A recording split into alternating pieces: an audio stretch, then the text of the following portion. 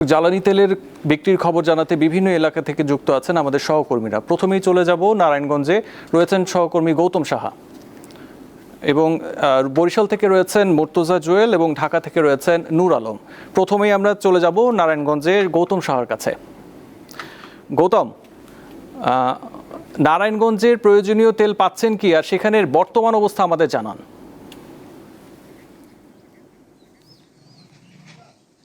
নারায়ণগঞ্জের যে জ্বালানি তেল সরবরাহের 4টি ডিপো রয়েছে, আমরা সকাল থেকে দেখেছি এখানে তেল সরবরাহ করা হচ্ছে।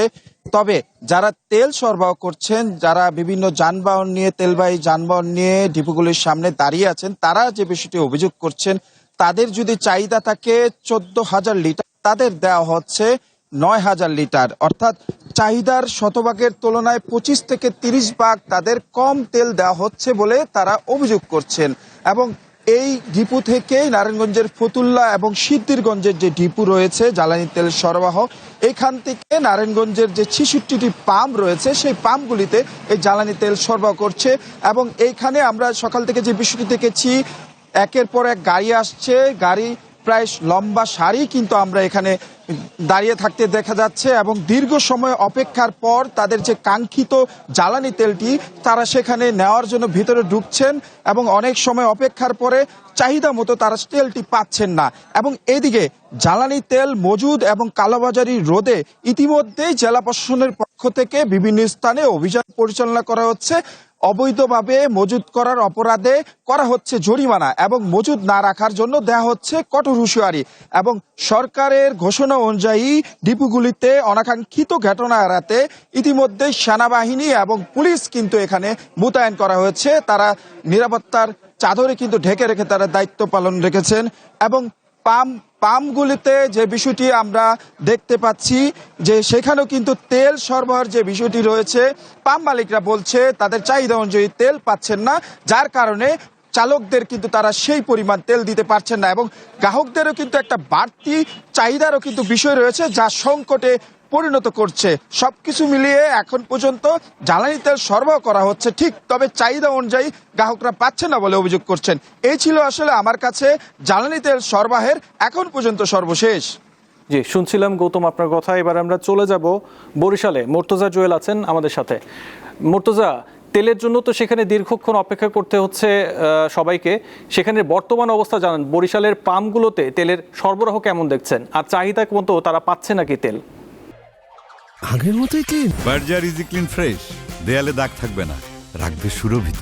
আসিফ, কিছুক্ষণ পূর্বে নারায়ণগঞ্জ থেকে আমাদের সহকর্মী যেমনটি জানাচ্ছিলেন যে আসলেই চাহিদা এবং সরবরাহের কিন্তু একটি সমন্বয়হীনতা রয়েছে।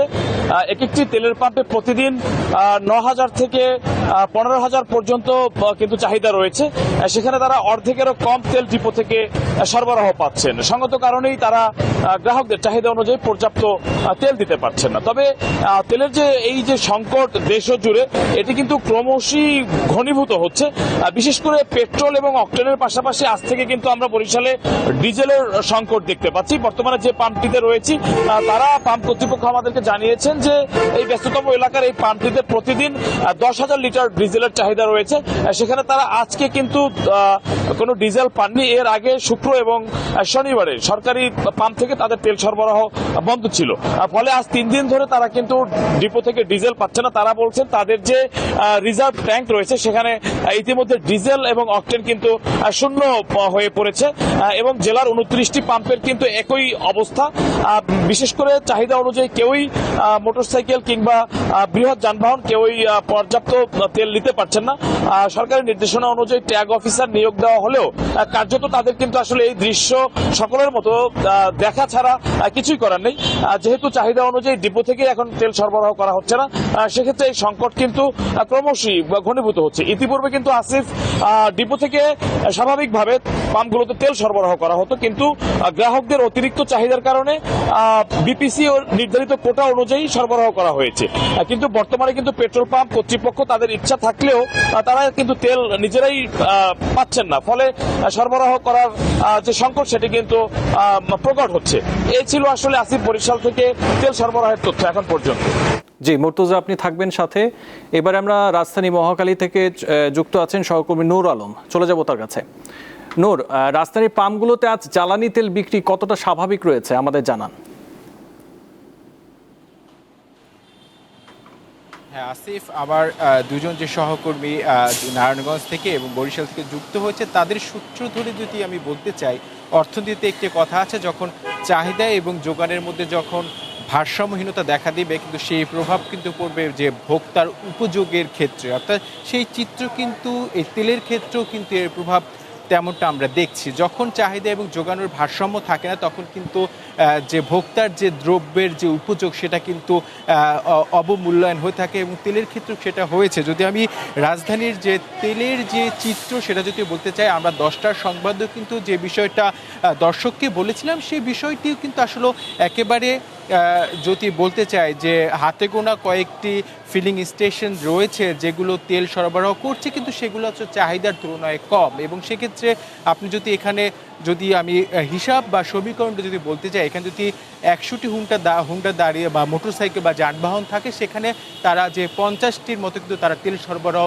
করতে পারছে, অর্থাৎ এতে করে কিন্তু যে ঘাটতি সে ঘাটতি কিন্তু থেকে যাচ্ছে। এবং আর পরে একটি থাকে যে যেমনটা আমাদের সহকর্মীরা বলছিল যে চাহিদার তুলনায় আসলে যোগান কিন্তু এখানে সীমিত। সেক্ষেত্রে আপনার সেই সীমিত সংখ্যক সরবরাহ দিয়েই কিন্তু আসলে তেল যে পাম্পগুলো রয়েছে তারা সেই সরবরাহ চালু রেখেছে। এবং আমরা বেশ কয়েকটি পাম্প ঘুরে দেখেছি তেলের পাম্প, সেখানে একেবারে সাইনবোর্ড লাগানো হয়েছে যে আসলে এখানে তেল নেয়।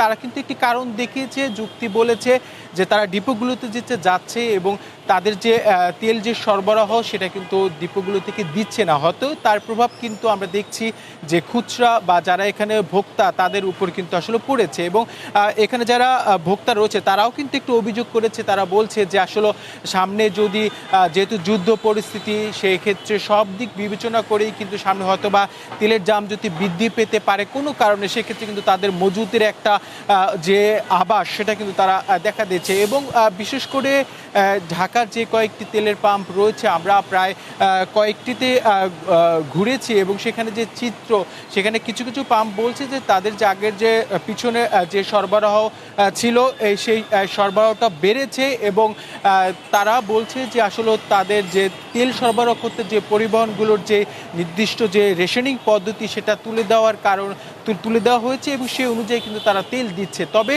বাহ্যিক যে চিত্র সেই চিত্র কিন্তু আসলে বলছে ভিন্ন কথা। আসিফ, এই ছিল আমার কাছ থেকে রাজধানীর যে জ্বালানি তেলের যে সরবরাহ যে কেন্দ্রগুলো রয়েছে তেলের পাম্পগুলো তার সর্বশেষ। জি, আপনাদের ধন্যবাদ গৌতম সাহা, মুর্তজা জোয়েল এবং নূর আলম।